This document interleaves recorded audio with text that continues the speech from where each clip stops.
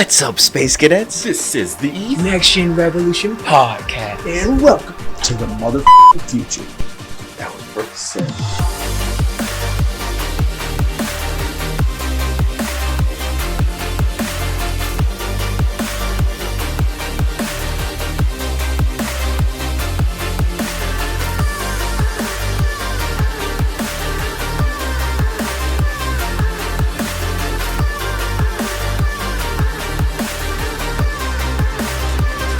Welcome to the Next Gen Revolution Podcast.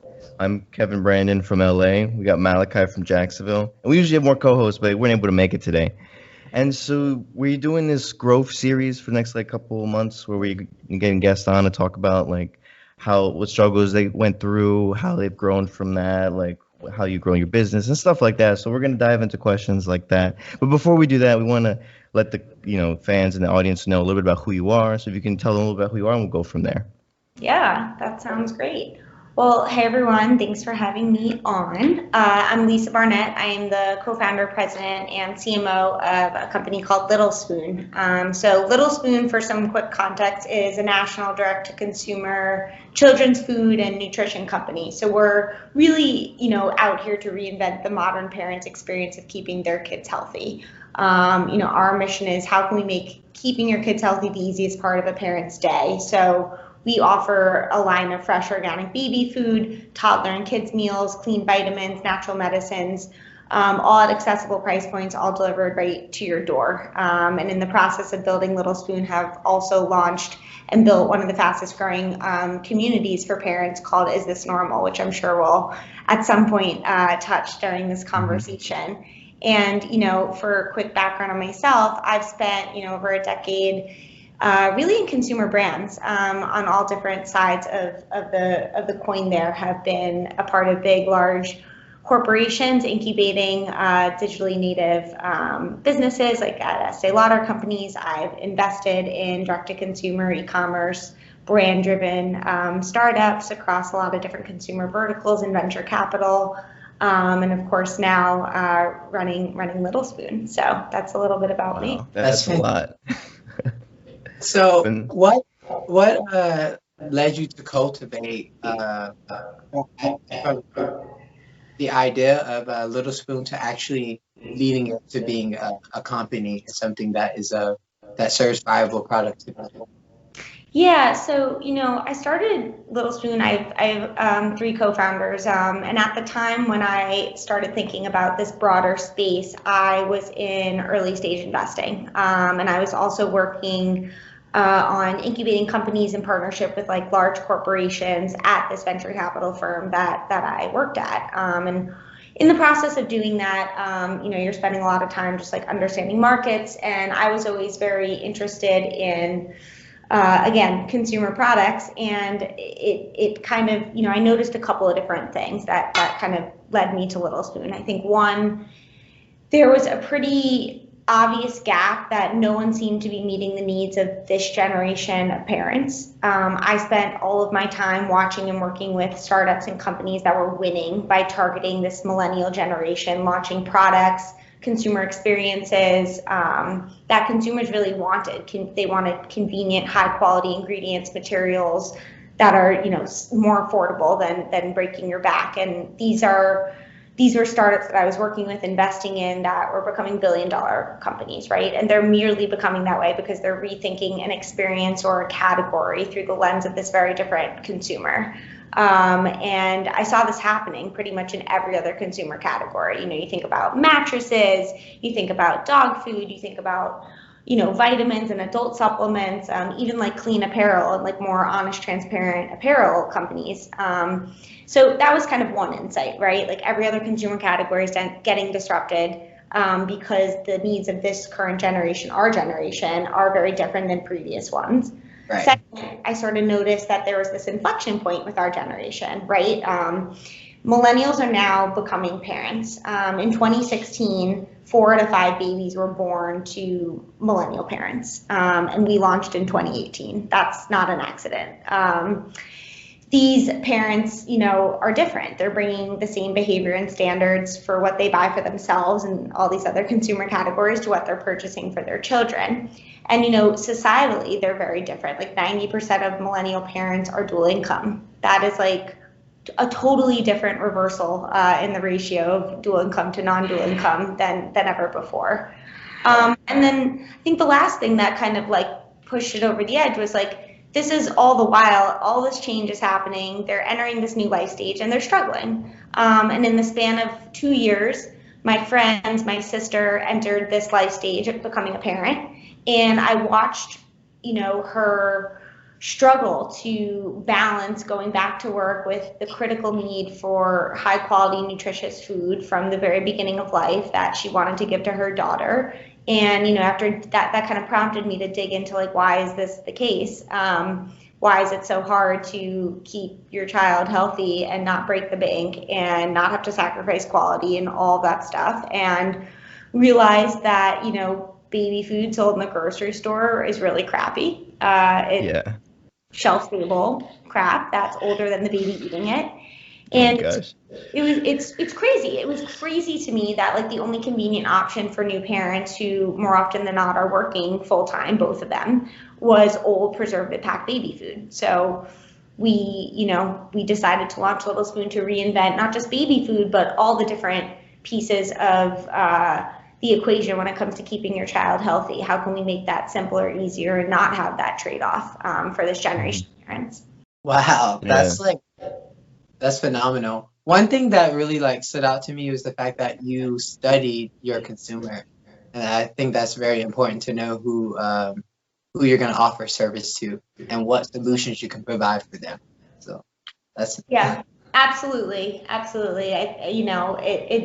the funny part is like, I'm not a parent myself, actually. One of my co-founders is a mom of 3 boys. So she obviously has a lot of personal experience with this, but I really was seeing this as like, hey, I have a future where I would like to become a mom, but I would like to, continue to do what's best for my child as well as myself and continue to work and continue to do all these things. And like, what the heck? Like, why is it so difficult? We should be, enabling this generation, not saddling them. We've made so much progress when it comes to, especially mothers, right? Getting the workforce and all this stuff, only to then be saddled by the lack of support when it comes to the products and services to help, take care of your child.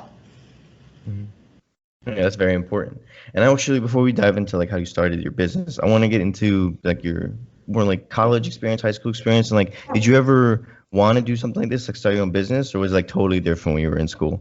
Yeah, great question. I wish I could say this was like I was born to start, especially not in the born to do this. But I don't think I fall into that camp. It took me a little while to really understand even like what this whole like startup ecosystem was all about. When I was in college, most people weren't in tech even or startup. It wasn't part of the conversation or the language. I went to Penn undergrad, and I really was focused on just, actually, I came into college, I never actually articulated this. I came into school thinking that I might end up on the media side of things. So I studied media and communications as well as marketing and psychology, but like was really excited about the prospect of, doing something like working for like a CNBC or something like that. So business news, business tech news was definitely a big interest of mine.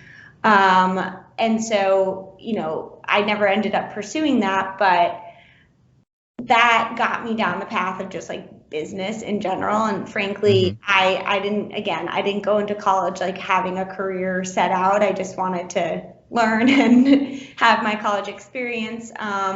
But, through obviously just like exploring media, deciding I didn't want to enter that space, I ended up like right out of school going into management consulting. So I was at a firm called BCG. That actually was kind of like the beginning of me understanding really from the other side, from the corporate side of things, like what's happening to the consumer ecosystem, right? Because I was seeing from these big, large incumbents perspective, struggle to basically stay on top, struggle to keep up with the pace of innovation and the changing consumer trends and needs. I was working with corporations that were, big business models in department stores, but department stores very quickly became not a channel that consumers were really going to. And so part of that transformation sort of like led me down this path of like, okay, if the big corporations aren't necessarily filling in the gaps and solving these problems, who is? Right. And that ends up being startups. So that was like the kind of like long story or short story of how maybe I found startups. But definitely wasn't something that I was thinking about in school. I was an athlete at Penn, and very focused on, that as well. So it really, sorry. Which sport?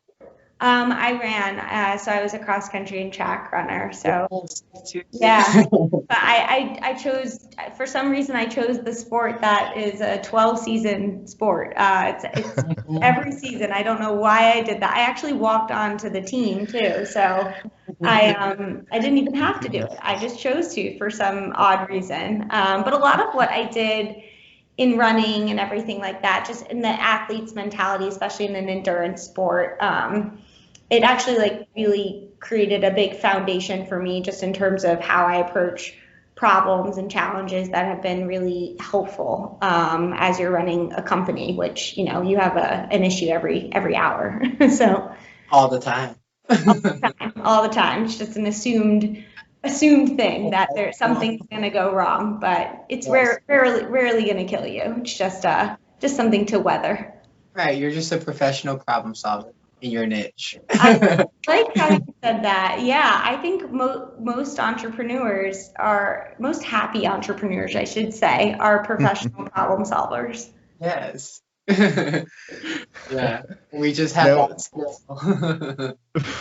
For cross country, even though you said you didn't know why you did it, like, what did you learn while doing it? Like, did you learn to keep going when you don't want to? Did it help you shape who you are today? Yeah. What mindset were you going through? Yeah, I mean, it absolutely has shaped who I am today. Fitness, wellness, everything, just more from even an industry perspective. I'm in this wellness space. Unsurprisingly, it's always been a big part of just who I am as a person. I've always been very, focused on what I'm putting in my body, how that's, contributing to, especially when I was an athlete, my success on the quote unquote field or on the track, I should say. But I think, cross country and track at the collegiate level taught me a few different things. Because I was a walk-on, there are a lot of parallels to starting your first company. You have no idea what you're doing. I truthfully didn't plan on running. I wasn't even that good in high school at running. I mean, obviously I had some talent to be able to be able to hang with a college team, but it wasn't my thing at all. It was something I did in my off season. I was a soccer player. So when I walked onto the cross country and track team at Penn, it was very much about, you have those same sort of questions that you have when you're starting your first company. Like, what am I doing? I don't know how this all works. I don't know, the norms, the rules, like how do you train, or how do you start this company? All of that stuff was very new to me. And I learned in college, one, I developed a very strong trust in myself, which I think has served me really well as an entrepreneur. And I think all entrepreneurs really need to be, their biggest advocate and their biggest believer, because you're going to face a lot of challenges. It's pretty much never easy. It's a real hard path that gets, I think, romanticized sometimes, but it's actually one of the hardest things you could be doing in your career. And I think you're never going to know if the problem that you're solving and the way you're solving it is right. So you really have to have a strong conviction and belief that you can figure it out. And even if you made the wrong decision, you'll figure out how to, change courses or pull in the right people to help you address and solve that problem. So I think that's one thing that really deeply came from my experience of becoming a collegiate athlete when I had no plan on doing so. I think the other thing from just being an endurance athlete, I think a lot of endurance athletes can probably relate to this, is just the level of hustle and discipline. Being a distance runner, like it's not something you could just wake up and do. Even if you have innate ability, it requires a lot of training and a lot of consistent training. Like it's not just 1 week you could go hard, the other week you could not. And there are many other sports where there's a lot of natural talent where you can fall back on that natural talent. It's not the case in an endurance sport like running. And I think that hustle and that out execution mentality that I had as a walk-on where I wanted to get good, so the only thing I could control was how hard I worked, served me really well. And I think that's the exact same thing with startups. Ideas are constantly going to be out there. I've said this before to people, like there's no novel idea. There's only people who can, execute it differently and work harder to make sure that it within your control, it never fails. And I think that's definitely a mentality I developed in college. Absolutely. That's phenomenal. Yeah. I always joke too, because I ran also, and I'm like, my feet have a lot of miles on them. What event did you run? Oh, I did cross country and track, so it was like the whole year. So I was like, that's why I was shaking my head so much with the, it just was constant. You do the 3.5 miles for cross country, and then I did 2 miles and the 1 mile and the 800 for track. Awesome. Yeah, so it was like, I get it. I love that. In high school, I was a 400, 800 meter runner. And then I got to Penn and the coaches were like, there's no way you're fast enough to do those short distances. So they just kept moving me up because spoiler, like I'm not fast at all. I could just like run the same for hours. That's endurance. Okay, so you have good endurance. You just can't run that fast. Correct. Yeah. That's kind of like me. Muscles don't do their thing. It's just not in my house. But doesn't that build like a more deeper like hustle mentality where you're like, even though I'm not fast, I gotta keep going so I can keep up with everyone? Yeah, I mean, at the end of the day, assuming you're trained, it's a very mental sport, distance running, which I'm sure you guys as even if you're not a like professional or collegiate athlete, like someone can relate to. It's very much in your head. Once you're able to run and you have some endurance built up, it really becomes a game of staying focused, staying positive. That's a big thing with running a company too. Stuff. I love these parallels. Yeah, there are a lot of parallels, and you prompted the question a little bit with what I learned there. And there's a lot. It really was a big foundation to how I approach my career and how I approach startups. Right. So you discussed like challenges that you face. What is one way that you were able to deal with your idea being different from other people's idea, but you still having to take that idea, even though they couldn't see the vision of the idea, you were still able to take it? How did you get yourself to go forward, even though you didn't agree? Yeah, I mean, I would kind of point to the first time I went out to actually like fundraise for Little Spoon before we really had much to show. So you're really selling, a couple months of data and a vision. And I got a ton of no's. We got lots of no's. Part of that was because I learned very quickly I was not targeting the right people. I was just wasting my time having conversations with, investors that weren't a good fit for what we're doing, which there's nothing wrong with that. And every investor has a different, perspective and believes in different things. And you can waste a lot of time and a lot of meetings if you don't kind of learn to cut the cord quickly. It's like very similar to dating, right? You kind of learn who sort of is the right fit for you, and you can like not go on that second date. You just cut it quickly so you don't waste any time.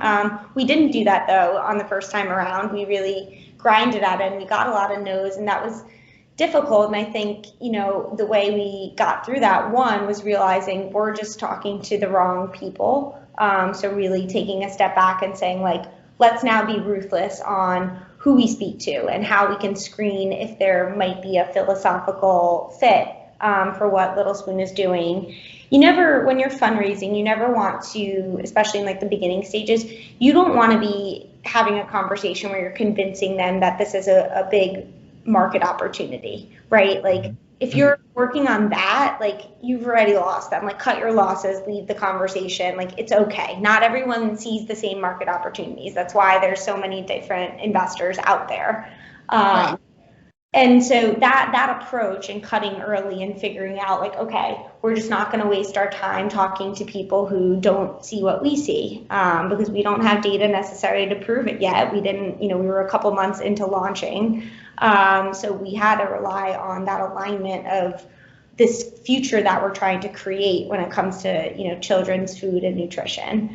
The other thing I think is really just like leaning on each other as partners. If you're fortunate enough to have started a company with somebody or with a partner, your partner is really the only one who's going to understand what you're going through. Even fellow founders, like it's unique. It's whatever your company is going through at that time. And so just leaning on each other and being good thought partners, being good, just like life partners in many regards, to kind of weather the storm is really important. And like this sounds maybe less you probably heard this before, but I really believe it. It's about your mindset. A negative mindset really eats up mental bandwidth that you can't afford when you're running a company. Exactly. Yeah. I love that you brought up mindset, because when you were talking about the cross country, I was wondering if you developed the mindset because of cross country or if you had it earlier, and like what is your perspective on like getting after it, hustle culture, motivation? Like what is your why when you wake up? Yeah, great question. I grew up with a father. My father, actually, funny enough, I'm in my office and he's in the other room across from me right now working. We don't work together, but we sometimes go into the office together. I credit him. He is a small business owner, has always run his own thing. And my earliest memories are watching him, hustle. And getting woken up from him on the weekends to go to games or during the week to go to school, and he always has this energy that he brought to my family. He just would wake up getting you excited for the day. He was always excited to go tackle what he had to tackle, and even though he so clearly worked so hard and barely slept my whole childhood, I don't recall him sleeping much. Seeing that from a really early age and seeing how, he stayed so energetic and excited by what he did, it really, I think, inspired me to pursue that. And I didn't nail it every time. I definitely worked in positions and at companies that, served a purpose. I learned, I liked the people, but it wasn't like getting me up in the morning. It wasn't my North Star. And my dad sort of taught me, you have to figure out what makes you excited and energized, because life's going to kind of get at you and get you down. Yeah. And, and life's too short. Like you really do have to do things that you enjoy. And so that was instilled in me very early. I don't think I internalized that fully until really when I was starting Little Spoon. Bits and pieces, but I think as I've started Little Spoon, I've actually become more in control of my mind, more focused on staying positive. And when it comes to like getting me up in the morning, I mean, it's all about purpose. I really believe, in what we do at Little Spoon.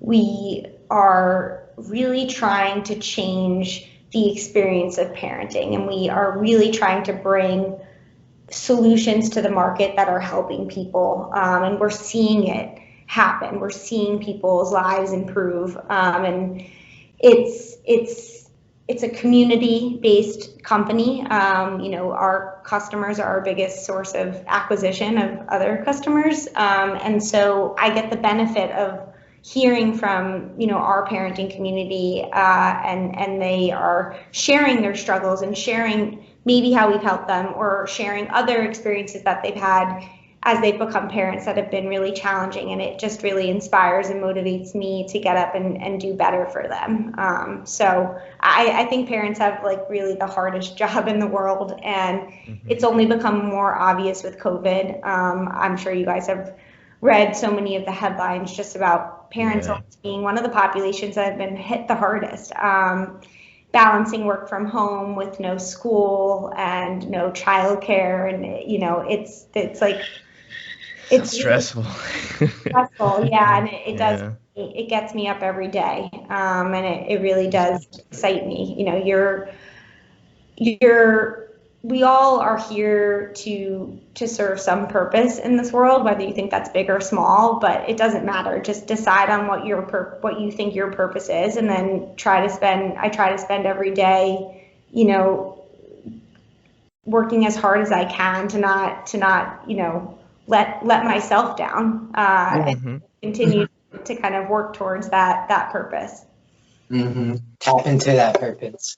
I really like that. There was something you mentioned that stood out to me, and I would like you to elaborate a little further when you talked about what you think, and how do you handle the inner critic within you, and what are some systems you put in place to be aware when you're falling into that pattern of thought that doesn't really serve your highest good?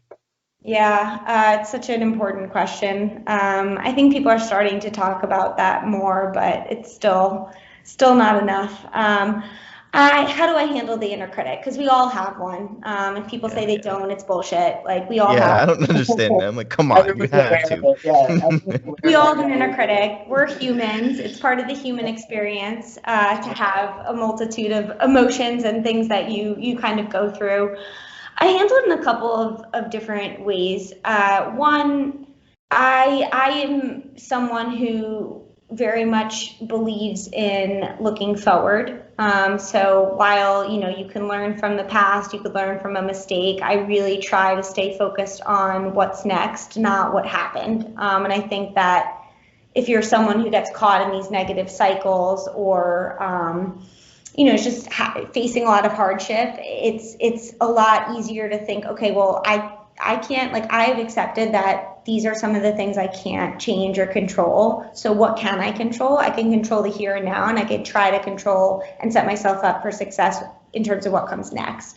And I think that's a philosophy. I mean, I didn't make up the philosophy, but it's something that it actually stems a bit from like Stoicism. I don't know if you guys have ever read anything on philosophy. We definitely have.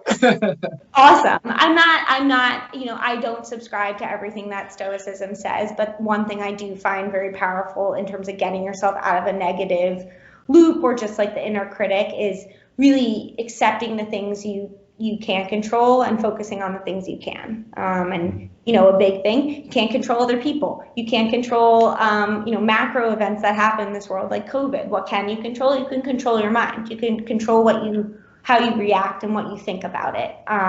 So I think that's a big piece. And I do really like also just soundboarding with other people. Sometimes when you get stuck in a rut or you have an inner critic, have your little board of advisors. You know, it's not, and I don't mean that in like your actual board for your company, but I mean that as like your life board. Okay. I think everyone should have a handful of people that you go to for different big life decisions or just challenges that you're having, where you can soundboard, and maybe you have them on your this imaginary board because they offer a different perspective, or they tend to, you know, represent one line of thinking. It might not be the line that you should pursue, but it's nice to kind of have people that you can trust and go to and understand, you know, how they might think through a problem.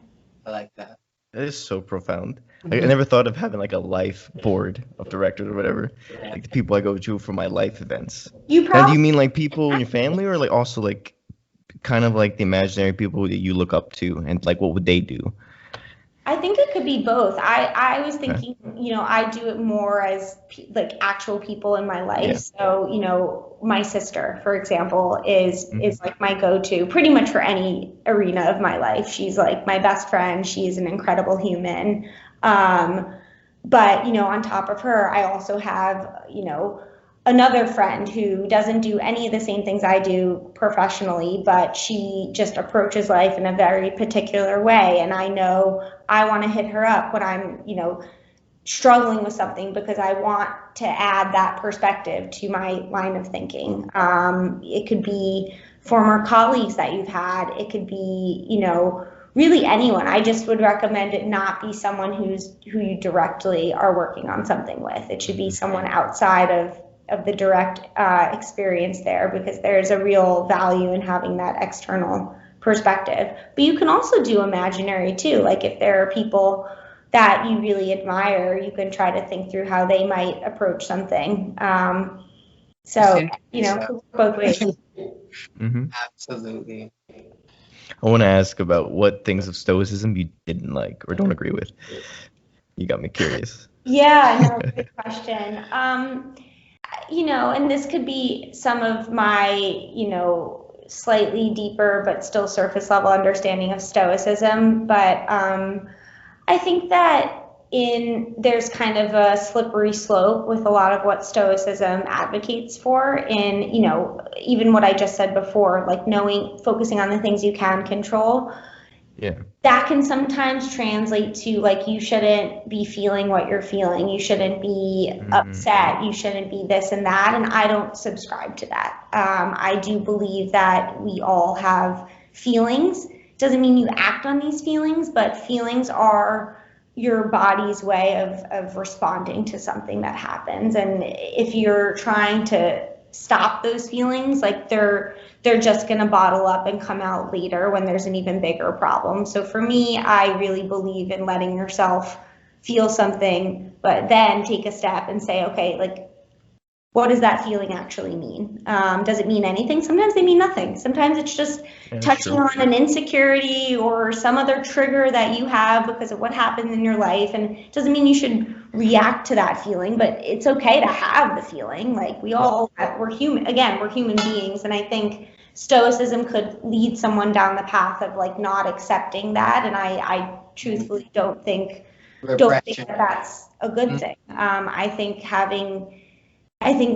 valuing and having empathy for people and what they might be going through and appreciating your own feelings actually is a big unlock in, professional success too. Because your career, your professional success, it's just a game of human psychology. I don't think you can ignore that people are human. Exactly. And everyone's just experiencing the same range of emotions, No one else, happiness isn't unique to one person, nor is sadness or anger. So I like that sentiment. Yeah. Absolutely. Don't bottle it up, let it out, express yourself. Express yourself. I mean, decide what you're going to do next. Don't necessarily be reactionary, but it's okay. Choice, make a choice. I like that too. Because sometimes if you have that emotion stuck inside of you, you become reactive instead of responsive. And I feel like you want to be more so responsive, being able to make a choice. What patterns in your life do you believe that has helped you be more responsive and not reactive? Yeah, well, I think some of what we were talking about before in terms of, I think awareness that you are going to have feelings about stuff. It doesn't mean that that's the answer and the way you should approach something. It's just like anything, it's an input. You're collecting data all the time when you're making decisions, when you're going through life, when you're handling relationships and your company and all that kind of stuff. And, I take that as an input, not, the dictator of how I behave. Secondly, I think, we were talking about the inner critic, which I think is what got us down this line of conversation. And I think, you might have an inner critic, but ultimately you gotta figure out how to have strong confidence and belief in yourself. Like truly, you truly have to believe in yourself to your core, and that really I think helps me, and I think it helps anyone get through something and approach a problem with a sense of calmness as opposed to a sense of reactionary panic. There's the confidence you build throughout, your experience. I was just telling a friend of mine actually. It's one thing when you do something right in your job and it's like, okay, maybe I just got lucky. But if you've been working for 5, 10, 15 years and your whole path is just a story of you've continued to do well and you've continued to push, obviously there are obstacles in between, but like you've continued to do well, like that's not an accident, that's just you. And so reminding yourself that like if you have a pattern of success or behavior, or you have a pattern of doing well at a certain thing, like Right. that's just you, it's not luck. So stop questioning yourself and start just believing in yourself, and coming from a place of like, I can figure this out, versus like, I don't know if I'm ever going to figure this out, I might make a mistake, blah blah blah blah blah. Right. I like That's that. very profound what you just said, because like I have a lot of, actually we all deal with this. I deal with it, my friends deal with it, where you feel this feeling of like you're proud of yourself, but you also feel like you could be working more, and it like clashes, so you never really feel fulfilled. Yeah. So like, do you feel that way sometimes, and like how do you deal with that? Yeah, it's a great question. I think that was kind of almost one of the downsides of my background being as a collegiate athlete. I did equate working more with, doing better and being more fulfilled, and, downtime was like the enemy and blah, blah, blah. And, a little bit comes from how I grew up. I mentioned my father, but my whole family is a family of super hard workers.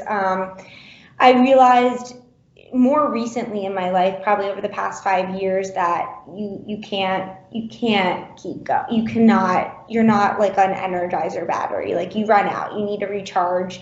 And in fact, the time you take away from your core job or work is actually extremely valuable to making you better at that job. If for nothing more than you're just giving your mind a break. But I actually do think, you're processing things subconsciously all the time. And so if you're not just focused on your computer and that one thing you're working on all the time, you actually give your mind a chance to operate in a very different level. And then when you come and return back, you could have different clarity. You could have just a different mind space to be able to approach the problem that you're solving. And so that's very fulfilling. That makes you better at what you do. And I think like you have to have a lot of other, areas of your life that you find fun, that you get value out of other than your job. I think like the one track mind doesn't serve you. And so reminding yourself how all of these things come together to actually make you better at what you do, is a nice way around that trap that you and your friends sometimes find yourself in. Mm-hmm. No, I agree. Yeah, because it's just like we work so hard, and it's like, oh, we're doing this, and it's like, wait a minute, we could be doing more instead of relaxing. And it's like, no, we take time to re-energize. You can get back and get after it, and actually do great work instead of just like, like the kind of work where you're like, I just got to get it done. I'm not really into it, and so stuff like that. Yeah. Well, and with startups, there is literally no end. There's always more work to be done. So you have to get good at prioritizing and deciding like what needs to happen now, what can happen later. And that's one of the harder parts about running a company, because it's a game of chess. You're just constantly balancing short term with long term, and the fact that your to-do list never gets shorter. Just be organized. Yeah. It's just like, what's my next best move? Exactly. What can I do right now? Exactly. Absolutely. Do you have a failure that set you up for success? And do you have like a favorite failure of yours? Good question. I mean, lots of failures. We all fail, right? Let's see if I could try to pinpoint something. I think I will try to answer this question. This is not necessarily a cop-out, but the idea of failing is a concept I struggle with, because your life's just a series of pivots. As you run into a challenge, or maybe you just change your mind about what you want to be doing in life, or you see something very differently because of an experience that you had that changes your whole mindset. you could call leaving venture, which is, a great job. I had a good position at my firm as a partner. Like it was an awesome setup. You could call like me leaving to start a company and then not being, taking a year to raise money like a failure, right? Definitely can be discouraging, but it was also, I was pivoting my career and my direction that I wanted to go into. So, are you going to be immediately successful and get immediate gratification from that transformation? Like, no, most people won't. No. It's not a video game. Sorry? It's life. It's not a video game. It's life. It is. It takes a little bit longer for that gratification to come. Yeah. Yeah, absolutely. Instant gratification does not come from startups. Startups is the longest way. It never comes. It's always work. Yeah. I said the diamond comes, but it's just a series of moments of pressure. But the finished product There will you come. go. Totally. That's why you have to kind of like try to have a little bit of fun the whole time and remind yourself how. Exactly. Yeah, because the little, the big wins don't come that often. So you kind of have to really get yourself to appreciate the little things. It sounds kind of corny, right? But like having fun. It's true though. That sunset is a win. I don't know how many times I've seen it, and it still just leaves me with the sense of like happiness and joy. Right. Just for seeing the sunset. Something so small in our eyes is actually, it's just huge. This whole experience of living life, working on like your passions, having the time with your friends and family, like it's something to be enjoyed. And I like the idea of entrepreneurship because it allows people the freedom to live the life they want to live and go out there and do what they want in the world. Yeah, there's definitely a sense of control that is hard to get in other careers and professions. There's also a profound sense of responsibility that you don't feel necessarily in other professions as well. But it can be really really fulfilling for the right person. Mm-hmm. Now I'm curious, have you received any advice in your career where you were like, that was the wrong advice and I want nobody to follow that one, or at least be more clear about it? Yeah, I mean, I receive advice all the time that I don't agree with. I'm better with more experience. I'm better at filtering through and understanding like the bias of where that advice might come from. I'll give you, maybe this also speaks a little bit to the failure part, but my first job out of college, I mentioned I worked in management consulting, and one of my early managers, I was 21 years old. She sat me down and gave me feedback that, the way I was commenting in a meeting was not professional because I was, very excited and I was expressive, and this is a podcast so people can't see my face, but I speak with my whole body, and that's just like who I am. I'm not Italian, but grew up in an Italian neighborhood, so I just like okay. on that, I think. And it's my personal style, right? But I took her feedback to heart. I was actually very upset by it because, like many of us, I was a high achieving, individual in my first job, and I wanted to do everything right, and I wanted to impress everybody and do well. And I was like, great, now I have to change everything. And I went about it and I started speaking very monotonely. I tried to like stay very serious. And the thing is, like, my personality is not serious. Anybody who knows me well knows that I'm a very casual, person. My personality is not different in the workplace than in my social life. I'm the same always, and that's just who I am. Some people it's different and that works for them. It doesn't for me. But I took that piece of advice and it didn't serve me. I became unmotivated. I didn't have the ability to really like connect with my clients. I wasn't, as in saying things that was really like rallying the troops around an idea that maybe we were presenting to the client. And that's something that I would have normally have been actually particularly good at. So I wish I hadn't taken that advice, and I walked it back since, and found my own style for being successful in a professional setting. Yes, I like that. Create your own standard. Being more authentic. Yeah, you're being authentic to who you were. And then people started to believe in you and follow that. Whether it was different from how other people do business, it's like, yeah, but she's authentic, and that's what matters. Yeah, no, absolutely. I think the authenticity thing's a big one. It's just hard when you're just starting out in a career to really have that perspective, right? But that's your one. You are unique, and that's what you bring to the table. You don't want to try to be exactly like everybody else at the table. Yeah, and now you got the Women Changing the Food Industry Award, Forbes 30 under 30. And it's working out for you. Trying. Yeah. No, you're So doing. it looks like It's great. there's so much we can continue talking to. It looks like you have to go soon, so we'll probably wrap it up. We'll definitely have you come back on for another episode to just dive deeper into everything. But we like to do at the end of an episode a little. So basically, think of this. Like, think of we're in a sofa shooting through space, and then there's a giant billboard for like the whole galaxy to see. What would be your one thing on there? Like, it could be a motto, it could be a statement, it could be a thing you follow. What would it be? Wow, that's a great Take your question. time too. I think that what I would maybe put on there is something like, if you're given the choice of A or B, choose C. Wow. Yes. Wow.